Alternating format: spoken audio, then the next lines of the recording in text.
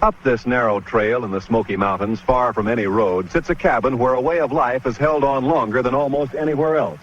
The man who lives here makes whiskey the way his grand... The forgotten truth behind the Brushy Mountain cabin, the last Moonshiners. Left in the Smokies, I have 3 months to live, maybe 4 if the oncologist is feeling optimistic, and I've decided to spend whatever time remains telling a story that the Bureau of Alcohol, Tobacco, Firearms and Explosives does not want told.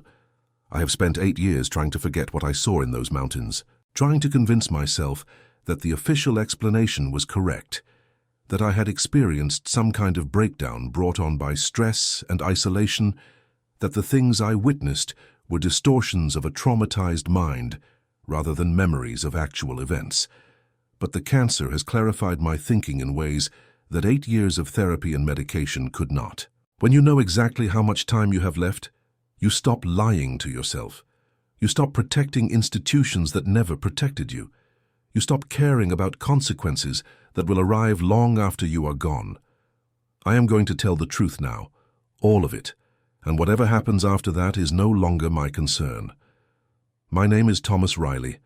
I served as a special agent with the Bureau of Alcohol, Tobacco, Firearms and Explosives for 31 years, from 1985 until my forced retirement in 2016. I worked illegal distilling cases for most of my career, starting in the hollows of eastern Kentucky and eventually covering the entire Appalachian region from West Virginia to northern Georgia. I was considered one of the best in the field, which is not saying much given how few agents specialized in moonshine enforcement by the time I retired.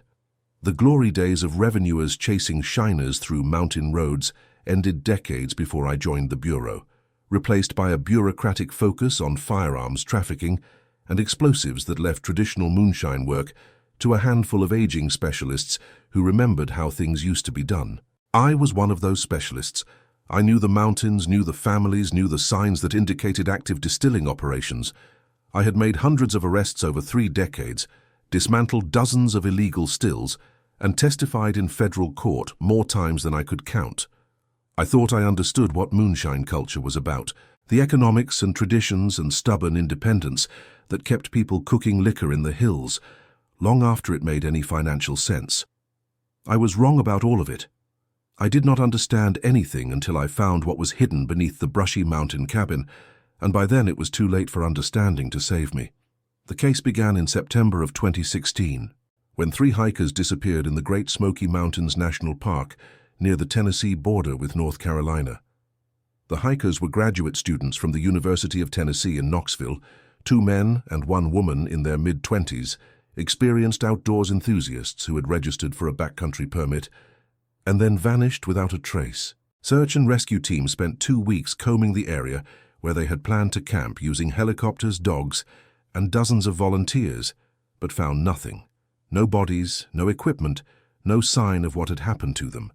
The case was classified as a presumed accidental death, probably a fall into one of the many ravines that cut through the steep terrain, and the search was eventually called off due to lack of leads and resources. I would never have been involved, except for a detail that the National Park Service initially overlooked. One of the missing hikers, a young man named David Chen, had posted photographs to his social media accounts during the first day of the hike. Most of the images showed typical hiking scenery, mountain vistas, streams, wildflowers. But 3 of the photographs showed something that caught my attention when a colleague forwarded them to me as a matter of professional curiosity. They showed what appeared to be an active moonshine still, photographed from a distance through heavy forest cover. The images were blurry, taken with a phone camera at maximum zoom, but I had been looking at illegal stills for 3 decades, and I knew what I was seeing. The copper pot, the coiled condenser, the fire pit with smoke rising, the figure of a man tending the operation. David Chen had stumbled across a working still deep in the backcountry, and he had been foolish enough to photograph it. The connection between the photographs and the disappearance was obvious to anyone who understood how moonshine operations worked in isolated areas. Shiners protected their investments with extreme prejudice. They posted lookouts, set booby traps, and dealt harshly with anyone who threatened their livelihood. In the old days, when moonshine was a significant source of income for mountain families, killing a revenue agent or an informant was considered a legitimate response to economic threat. The practice had supposedly died out, along with large-scale illegal distilling, replaced by the relatively harmless hobby operations that produced artisanal liquor for local consumption. But the photographs David Chen had taken suggested something larger than a hobby operation, and his subsequent disappearance suggested that someone had taken exception to his curiosity. I brought my concerns to my supervisor, a man named Harold Vance, who had been with the Bureau for nearly as long as I had. Harold was 6 months from his own retirement and had no interest in opening a complicated investigation that would extend beyond his departure date. He told me that the missing hikers were a Park Service problem, that there was no evidence connecting the photographs to the disappearance, and that I should focus on the firearms cases that actually fell within our jurisdiction. I pushed back, arguing that illegal distilling was explicitly within ATF's mandate, and that the photographs provided probable cause to investigate. Harold told me that the era of moonshine enforcement was over, that the Bureau had neither the resources nor the interest to chase shiners through the mountains, and that if I wanted to waste my remaining months before retirement on a wild goose chase, I would be doing it without official support. Then he dismissed me from his office and went back to planning his farewell party. I should have listened to him. I should have accepted that my career was ending and that some cases were simply not worth pursuing. But I had spent 31 years doing this work, and I was not ready to walk away from a case that felt wrong in ways I could not articulate. The photographs haunted me, not just the still itself, which was larger and more sophisticated than anything I had seen in years, but the timing. David Chen had posted those images at 2:47 p.m. on September 3rd. He and his companions had been reported missing on September 5th, when they failed to check in at a ranger station as scheduled. Something had happened in those 2 days, something that turned 3 experienced hikers into missing persons whose bodies would never be found. I could not stop thinking about what that something might have been. I began investigating on my own time, using vacation days and personal resources to pursue leads that the official investigation had overlooked or ignored. I started with the photographs themselves, analyzing them for any details that might indicate location. The terrain in the background was distinctive, a ridgeline with a particular shape that I thought I might be able to identify on topographic maps. I spent hours comparing the images to USGS surveys of the area, looking for a match. Eventually I found one. The ridge visible behind the still corresponded to a formation on the western slope of Brushy Mountain, about 6 miles from the nearest maintained trail and well outside the area that search and rescue had covered. The location made sense. It was remote enough to discourage casual visitors, accessible enough for someone who knew the terrain, and close to water sources that would be necessary for distilling operations. If someone wanted to run a large-scale moonshine operation in the Smokies, this would be an ideal spot. I also researched the land ownership in the area, which proved more complicated than I expected. The Great Smoky Mountains National Park had been assembled from hundreds of individual properties during the 1930s and 1940s, with the federal government purchasing or condemning land from families who had lived in the mountains for generations. Most of those families had relocated, but a few had been granted lifetime leases that allowed them to remain on their ancestral property within park boundaries. These leaseholders were a dying breed, literally, as the original generation passed away and their descendants moved to cities where economic opportunities were better. But the records showed that one family still maintained an active lease on property near Brushy Mountain, a clan called the Suttons, who had been living in that hollow since before the Civil War. The Sutton name was familiar to me from decades of moonshine enforcement.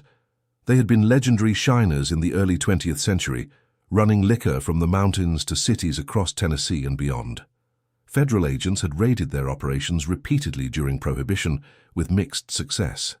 The family had a reputation for violence, for protecting their territory with force, and for knowing the mountains so well that they could disappear into the backcountry whenever law enforcement got too close. By the 1970s, the family had supposedly given up commercial moonshine production, transitioning to legitimate businesses in the towns surrounding the park. But the lease on the Brushy Mountain property remained active, passed from generation to generation. maintained for reasons that the official records did not explain. I decided to visit the property myself, against every protocol I had been trained to follow. A proper investigation would have involved surveillance, search warrants, coordination with the Park Service, and backup from local law enforcement. I did none of these things. I told myself that I was just conducting preliminary reconnaissance, that I would gather information and then decide whether to pursue official channels. But the truth is that I did not trust the official channels. Something about the way Harold had dismissed my concerns, the way the Park Service had concluded their search so quickly, the way David Chen's photographs had been overlooked in the initial investigation, made me suspicious that pursuing proper procedures would result in the same nothing that had characterized the response so far. I would learn later that my suspicion was more justified than I could have imagined, but by then I was already trapped in circumstances that made that knowledge worthless. I drove to a trailhead near the Brushy Mountain area on a morning in early October, when the fall colors were peaking and the mountains were full of tourists taking photographs of the foliage. I parked my personal vehicle rather than a government car, dressed in hiking clothes rather than tactical gear, and carried a small backpack with water, food, a GPS unit, a camera, and my service weapon concealed in a holster beneath my jacket. I told myself I was just taking a hike, just seeing what I could see, just following up on a curiosity that would probably lead nowhere. I had been lying to myself for days by then, convincing myself that what I was doing was reasonable, when everything about it violated the procedures that had kept me alive for 3 decades. The hike to the Sutton property took most of the day.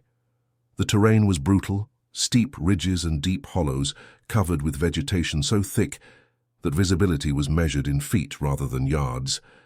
I followed game trails where I could find them, bushwhacked through rhododendron thickets where I could not, and climbed slopes so steep that I had to use my hands to maintain balance. By mid-afternoon, I had covered perhaps 5 miles as the crow flies, though I had walked at least twice that distance, accounting for the switchbacks and detours necessary to navigate the terrain. I was exhausted, dehydrated despite the water I had carried, and beginning to question the wisdom of continuing when I crested a ridge and saw the Sutton homestead spread out in the hollow below. The property was larger than I had expected. The main structure was a cabin that had been built in stages over what appeared to be more than a century, with the original log construction still visible beneath additions and modifications that had accumulated over generations. Surrounding the cabin were several outbuildings, a barn, storage sheds, what looked like a smokehouse, and other structures whose purposes I could not identify from a distance. Smoke rose from the cabin's chimney, indicating current occupation. Vehicles were parked in a cleared area near the main building, including several pickup trucks and an ATV. The property showed signs of regular maintenance and active use, nothing like the abandoned homesteads that characterized most of the remaining inholdings within the park. I observed the property for approximately an hour from my position on the ridge, using binoculars to study the layout and note any activity. I saw several people moving between buildings, adults who appeared to be engaged in routine tasks. I did not see any children, which struck me as unusual for a family property. I also did not see any obvious signs of moonshine production, no copper equipment visible, no smoke from a still fire, nothing that would confirm my suspicion that the operation David Chen had photographed was located nearby. I decided to move closer, to circle around the hollow and approach from a different angle that might provide a better view of the areas hidden from my current vantage point. It was a decision that would cost me everything. I made my way down the ridge and around the edge of the hollow, staying in the tree cover, moving slowly to avoid making noise. The sun was beginning to set, casting long shadows through the forest and making it harder to see the ground beneath my feet. I should have turned back. I should have recognized that continuing in failing light in unfamiliar terrain without backup or communication was suicidally reckless. But I was close. I could feel it. And 31 years of chasing moonshiners had taught me that the best intelligence came from direct observation, not from satellite photographs or informant reports. I kept moving, telling myself I would turn back as soon as I had a clear view of whatever was hidden on the far side of the property. I never got that view. What I got instead was a pressure against the back of my skull and a voice telling me not to move, not to turn around, not to reach for anything, or I would be dead before my hand touched my weapon.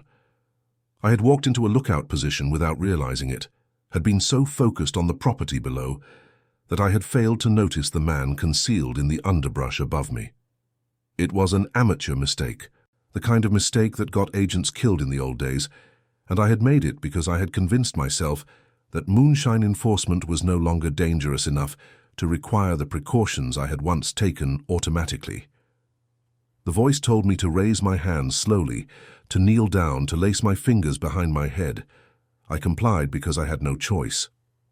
Within minutes, 3 more men had emerged from the forest, stripped me of my weapon and pack, bound my hands with zip ties, and placed a hood over my head that plunged me into complete darkness. They walked me down the slope and across the hollow, guiding me by pressure on my arms, never speaking except to give terse directions: left, right, step up, step down. I tried to memorize the route, counting paces and turns, but the disorientation of the hood and the unfamiliar terrain made it impossible to construct any meaningful mental map. After what felt like 15 or 20 minutes, I was stopped, turned, and pushed forward through a door that scraped against a stone frame. The temperature dropped immediately, and the acoustic quality of the space changed from the open dampness of the forest to the enclosed stillness of an underground chamber. I was in a basement or bunker of some kind, below the surface, surrounded by rock and earth. They removed the hood, and I found myself in a room perhaps 20 feet square, lit by a single bare bulb hanging from the ceiling. The walls were rough-hewn stone. The floor was packed earth, and the only furniture was a wooden chair in the center of the space. 4 men stood around me, their faces hard, their expressions showing nothing that I could read as either hostility or curiosity. They were mountain people, I could see that immediately, with the lean builds and weathered features that came from generations of hard living in difficult terrain. They ranged in age from perhaps 30 to 60, and they all carried themselves with the quiet confidence of men who were comfortable with violence. The oldest of them, a man with iron-grey hair and eyes the color of creek water, stepped forward and studied me for a long moment before speaking. His voice was soft, almost gentle, with the distinctive cadence of old Appalachian speech that I had heard throughout my career, but rarely so pure, so undiluted by the flattening influence of television and geographic mobility. He asked me who I was and what I was doing on their property. I told him the truth, or part of it. I was a federal agent investigating the disappearance of 3 hikers, and I had come to the property because photographs taken by one of the hikers showed what appeared to be an illegal distilling operation in the area. I told him I was alone, that no one knew where I was, that I had come on my own initiative without official sanction. I thought this information might save my life by establishing that my disappearance would not trigger an immediate search. I was wrong about that, as I was wrong about so many things that day. The grey-haired man listened without interrupting, his expression never changing. When I finished, he nodded slowly, as if I had confirmed something he already suspected. Then he told me his name was Elias Sutton, that this was his family's land, and that I had made a serious mistake by coming here uninvited. He said that the 3 hikers I was looking for had made the same mistake, that they had wandered into territory that did not welcome strangers, and that they had suffered the consequences of their curiosity. He did not specify what those consequences were, but the implication was clear enough. David Chen and his companions were dead, and I was probably going to join them. I asked him why.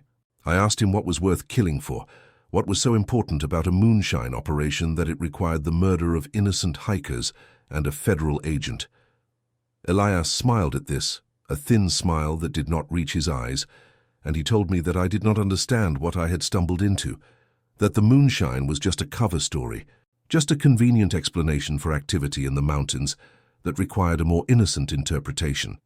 He said that his family had been doing this work for nearly 100 years, that they had partners in cities from Knoxville to Atlanta to Chicago, and that the operation was far too valuable to be jeopardized by curious outsiders who did not know when to leave well enough alone. Then he gestured to one of the other men, who stepped forward and hit me in the face hard enough to knock me off my feet.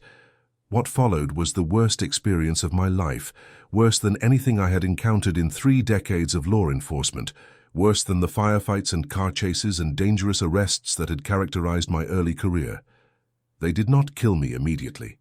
Instead, they kept me in that underground chamber for what I later calculated was approximately 6 weeks, questioning me repeatedly about what I knew, who I had told, what kind of investigation the Bureau was conducting. I told them the truth, that I had acted alone, that no one knew where I was, that the official investigation had been shut down before it really began. They did not believe me, or they wanted to be certain, so they continued the questioning, using methods that I will not describe in detail because the memory is still too painful and because the specifics are not necessary for understanding what I eventually learned about the Sutton family and their operation. During those 6 weeks, I was kept in a cell that had been carved out of the rock, one of several such cells that lined a corridor deep beneath the Brushy Mountain property. I was not alone down there. Other prisoners occupied the adjacent cells, men and women whose crimes against the Sutton family I never fully understood. Some of them had been there for months, some had been there for years. A few had been there so long that they no longer remembered who they had been before, their identities erased by captivity and abuse, until nothing remained but the empty shells that shuffled through the motions of existence without any apparent awareness of the world around them. I talked to those who could still talk, learning fragments of the story that I am now going to tell you, piecing together an understanding of the operation that had been running in these mountains since the days when Prohibition agents first came looking for illegal stills. The Sutton family had been moonshiners since the 1870s, when the first federal liquor taxes created an incentive for backcountry distillers to hide their operations from government agents. Like many mountain families, they had viewed the taxes as an unjust imposition by a distant government that provided nothing in return for the revenue it extracted. They had developed techniques for concealment and evasion that were passed down through generations, becoming more sophisticated with each passing decade.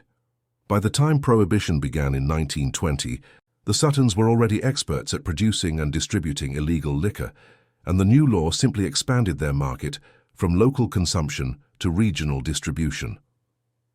They made enormous profits during the 13 years of Prohibition, establishing connections with organized crime syndicates in cities across the South and Midwest who valued their reliable supply of high-quality mountain whiskey. When Prohibition ended in 1933, most moonshine operations collapsed, unable to compete with legal distilleries that could produce liquor more cheaply and sell it through legitimate retail channels. But the Suttons had built something during those 13 years that could not easily be abandoned. Their connections to organized crime, their expertise in moving contraband through hostile territory, their willingness to use violence to protect their interests, these assets had value beyond the liquor trade. The crime syndicates who had purchased their whiskey began purchasing other services instead. Transportation of goods that could not move through legitimate channels, disposal of problems that could not be solved through legitimate means, a safe haven in the mountains where people and things could disappear without leaving any trace. The moonshine operation continued, but it became a cover rather than the primary business. The Suttons maintained their stills and produced their whiskey, creating a plausible explanation for their presence in the backcountry and their resistance to outside intrusion. Anyone who got too close would see moonshine, would assume that the family was simply continuing a traditional practice that harmed no one, would dismiss them as harmless anachronisms, clinging to a way of life that was slowly dying out. The reality was far darker. The tunnels beneath the Brushy Mountain property, which I had assumed were root cellars or storage spaces when I first saw them, were in fact a facility that had been in continuous operation for nearly a century, serving purposes that changed with the needs of the criminal organizations that paid for access. During Prohibition, the tunnels had stored liquor awaiting distribution. During the 1940s and 1950s, they had hidden deserters and fugitives who paid well for sanctuary. During the 1960s and 1970s, they had served as a way station for drug shipments moving from Mexico through the rural South to cities in the North. During the 1980s and 1990s, as the drug trade evolved and the criminal organizations became more sophisticated, the tunnels had taken on a new function that I find almost impossible to describe without feeling the bile rise in my throat. They had become a processing center for human beings, a place where people were brought to be sold, exploited, or simply disposed of, depending on what the buyers required. The human trafficking operation had evolved gradually, starting with opportunistic exploitation of vulnerable individuals and growing into a systematic pipeline that fed victims to buyers across the eastern United States. The Suttons worked with recruiters in cities from Memphis to Charlotte, people who identified potential victims among the homeless, the addicted, the undocumented, the desperate. These victims were transported to the Brushy Mountain property, where they were held in the underground cells until buyers could be found, or until they were no longer useful for whatever purpose they had been acquired. Some were sold to agricultural operations that needed workers who would not complain about conditions or wages. Some were sold to individuals whose appetites ran toward uses that I cannot bring myself to specify. Some simply disappeared into the tunnels and were never seen again, their bodies disposed of in the countless abandoned mines and sinkholes that pockmarked the mountain terrain. The three hikers, David Chen and his companions, had stumbled into this operation accidentally. They had photographed the still because it seemed like a colorful piece of mountain culture, never imagining that the people tending it were connected to a criminal enterprise that had been operating since before their grandparents were born. They had been captured, questioned, and killed when it became clear that they had no useful information and posed a potential threat to the operation's security. Their bodies had been disposed of in a manner that would never allow recovery. They had become 3 more names on a list that stretched back generations, casualties of a war that the public did not know was being fought in the mountains that millions of tourists visited every year. I learned all of this over the course of my captivity, assembling the story from fragments shared by other prisoners, from boasts made by my captors during questioning sessions, from observations I made during the rare occasions when I was moved through the underground facility for purposes that I never fully understood. I learned that the operation was not limited to the Sutton family alone. They had partners throughout the region, families and individuals who provided transportation, recruitment, distribution, and protection in exchange for shares of the profits. They had contacts in law enforcement at local, state, and federal levels, people who received payments in exchange for looking the other way or actively diverting investigations that got too close. They had connections to politicians who ensured that regulations remained lax and enforcement remained underfunded. The operation was not a secret kept by a single family in a remote hollow. It was an institution, embedded in the economic and political structures of the region, protected by layers of complicity that extended far beyond the mountains. The scope of what I had discovered made me understand why my investigation had been shut down so quickly, why Harold Vance had been so dismissive of my concerns, why the Park Service had concluded their search for the missing hikers without exploring obvious leads. I did not know whether Harold was directly involved in the corruption or simply responding to pressure from sources he did not fully understand. But I knew that the system was compromised, that reporting what I had learned through official channels would be pointless at best and suicidal at worst. If I ever escaped, I would have to find another way to expose the truth. My opportunity to escape came in late November, approximately 6 weeks after my capture.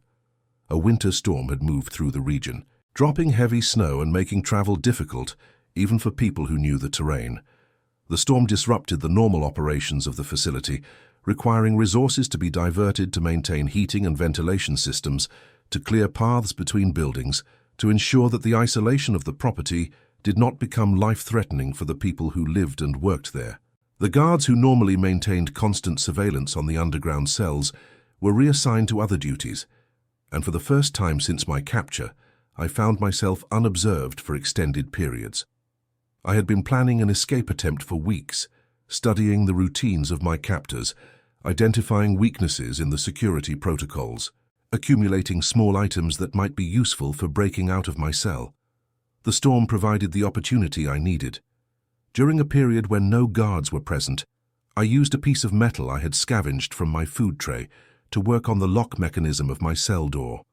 The lock was old, a heavy iron mechanism that had probably been installed decades ago and never updated, because no one expected prisoners in this facility to mount a serious escape attempt. After several hours of painstaking work, I managed to manipulate the mechanism sufficiently to open the door. I made my way through the underground corridors, moving slowly, listening for any sign that I had been detected. The facility was larger than I had realized, extending in multiple directions, with corridors branching off toward sections I had never seen during my captivity. I passed other cells, some empty, some occupied by prisoners too broken to respond when I whispered to them. I wanted to free them, to bring them with me, but I knew that any delay increased the chance of recapture. Hand recapture would mean death for me and continued captivity for them. I made the calculation that a successful escape offered the best chance of helping everyone, that I could bring back authorities who would find and free the remaining prisoners. It was a rationalization, I know, an excuse for leaving behind people who needed help, but it was the only calculation that offered any hope at all. I found a passage that led upward, a rough stone staircase that climbed toward what I hoped was the surface. The passage was narrow and dark, barely wide enough for a single person, and the steps were slick with moisture that had seeped through the rock. I climbed for what felt like an eternity, my muscles screaming from weeks of confinement and inadequate food, my lungs burning in the cold air. Eventually, I reached a wooden door that opened onto the interior of one of the outbuildings I had observed from the ridge on the day of my capture. The building was unoccupied, filled with equipment and supplies that I did not take time to examine. I found a window that opened onto the back of the structure, away from the main cabin and the guards who were presumably dealing with the storm, and I climbed through into the snow. The cold was brutal, far worse than I had expected. I was wearing only the thin clothes I had been captured in, supplemented by a jacket I had taken from the outbuilding. The snow was knee-deep in places, and the wind drove ice crystals into my face with enough force to leave welts on exposed skin. I had no supplies, no navigation equipment, no plan beyond getting as far from the property as possible before my absence was discovered. I struck out into the forest, heading in what I believed was the direction of the nearest maintained trail, and I walked until I could not walk anymore. I do not remember much of the next several days. I remember falling repeatedly, my legs giving out beneath me. I remember crawling through snow when walking became impossible. I remember periods of unconsciousness when the cold became too much and my body simply stopped functioning. I remember, at one point, deciding that I was going to die, that I had escaped the tunnels only to freeze to death in the mountains, that my story would never be told. And I remember, finally, being found by a group of cross-country skiers who had ventured into the backcountry after the storm and who stumbled upon my nearly frozen body about 3 miles from a maintained trailhead. I was airlifted to a hospital in Knoxville, where I spent the next 2 weeks recovering from hypothermia, frostbite, and the accumulated effects of 6 weeks of captivity and abuse. I lost 2 toes to the cold. I underwent surgery to repair damage that I will not describe, and I told anyone who would listen about what I had experienced, about the Sutton family and their operation, about the prisoners in the tunnels, about the corruption that had allowed this to continue for decades. No one believed me. The FBI agents who interviewed me treated my account as the product of trauma-induced confusion. The Park Service officials who visited my hospital room expressed sympathy, but explained that they had investigated the Sutton property after my escape and found nothing. No tunnels, no prisoners, no evidence of criminal activity beyond a small moonshine still that they had confiscated. The Sutton family cooperated fully with the investigation, they said, and had been quite concerned when they learned that a federal agent had gone missing in the area near their property.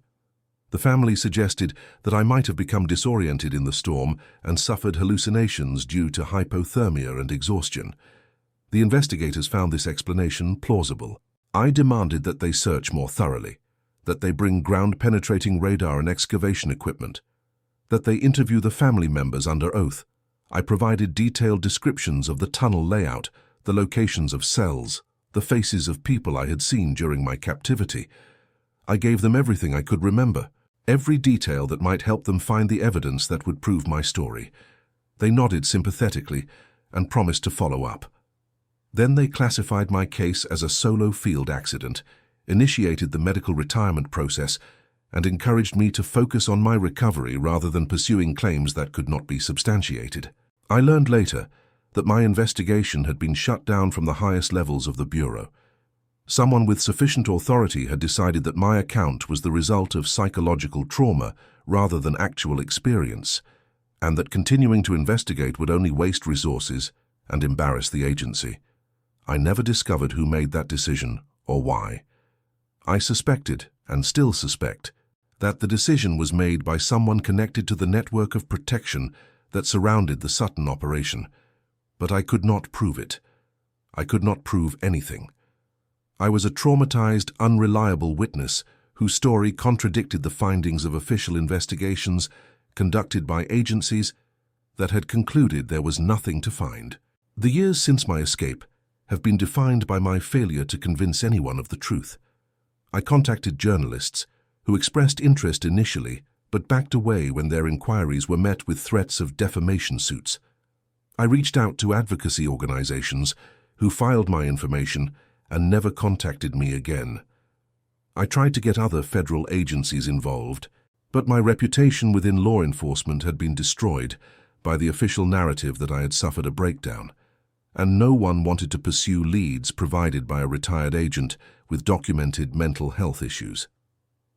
The Sutton family continued operating, protected by the same walls of silence and complicity that had protected them for a century. The tourists continued visiting the Smokies, hiking the trails, photographing the fall colors, never knowing what was happening in the hollows just beyond their view. I have made peace with my failure, or at least I have stopped expecting a different outcome. The cancer that is now killing me began as a spot on my lung that was detected during a routine examination 3 years ago, and it has since spread to my liver and my bones.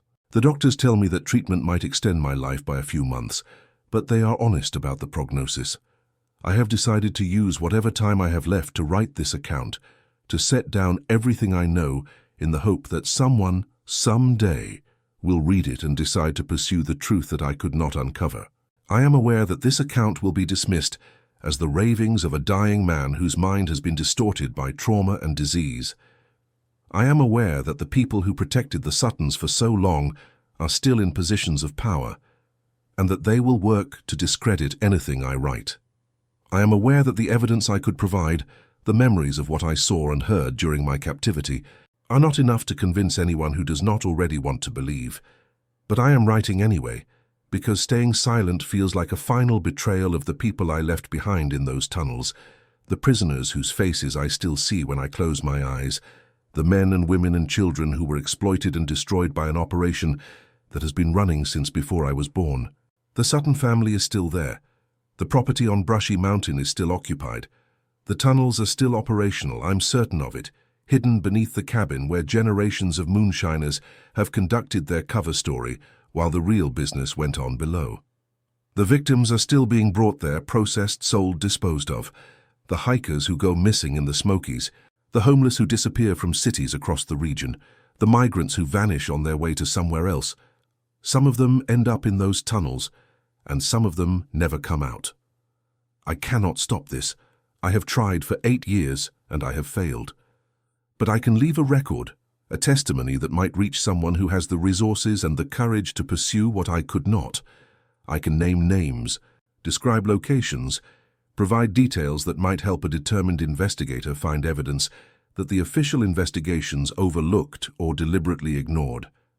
I can do this much, and I intend to do it before the cancer takes whatever time I have left. The Moonshine legend is not real. The romantic image of the last shiners cooking whiskey in the hills, preserving a tradition that connects them to their ancestors, defying a government that has no right to tax what they produce on their own land. This image is a deliberate creation, a cover story designed to explain activity that would otherwise attract unwanted attention. The Suttons and their partners have cultivated this legend for decades, giving interviews to documentary filmmakers, selling jars of their product to tourists at local markets, playing the role of colorful anachronisms who harm no one and ask only to be left alone. The reality is that they are criminals, that they have been criminals for 100 years, and that they have killed more people than anyone will ever be able to count.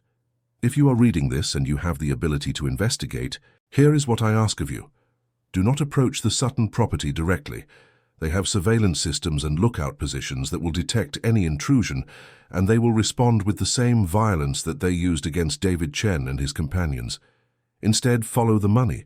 The operation generates substantial income that has to flow through financial institutions at some point. Look for unusual patterns in the economic activity of the region, for businesses that serve as fronts, for real estate transactions that disguise the movement of funds. Follow the bodies. The mountains are full of abandoned mines and sinkholes where human remains could be hidden indefinitely. Ground-penetrating radar and systematic searches of likely disposal sites might produce evidence that would be impossible to dismiss. Follow the network. The Suttons did not build this operation alone. They have partners in law enforcement, in local government, in the criminal organizations that use their services. Finding those partners, applying pressure to them, might crack the wall of silence that has protected the family for so long. I know this is asking for something almost impossible. The operation has survived for a century because it has learned how to defend itself against exactly the kind of investigation I am describing.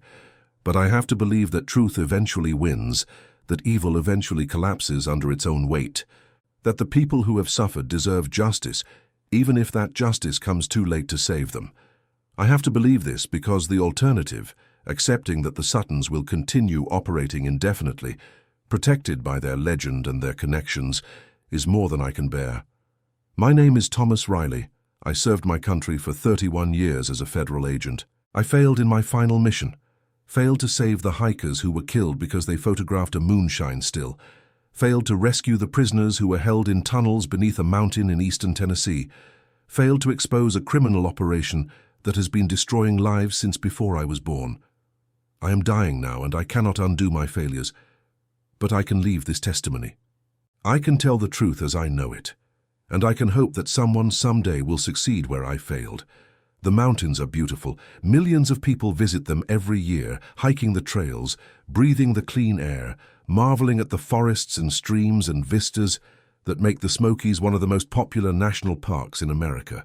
They do not know what happens in the hollows just beyond the maintained paths, in the cabins that cluster in the remote sections of the backcountry, in the tunnels that have been carved out of the rock over generations of patient, purposeful work. They do not know because the people who operate there have learned to hide in plain sight, to cultivate legends that distract from reality, to eliminate anyone who gets too close to the truth. I got too close. I survived barely, but my survival accomplished nothing. The operation continued. The victims continued to suffer. The world continued not to know. This is my attempt to change that, however inadequate, however late. Read what I have written. Consider whether it might be true. And if you have the power to act, please do what I could not. The last Moonshiners are not what they seem, they never were. This is Thomas Riley signing off. May God have mercy on the souls of those who are still trapped in those mountains, and may He grant someone the strength to save them.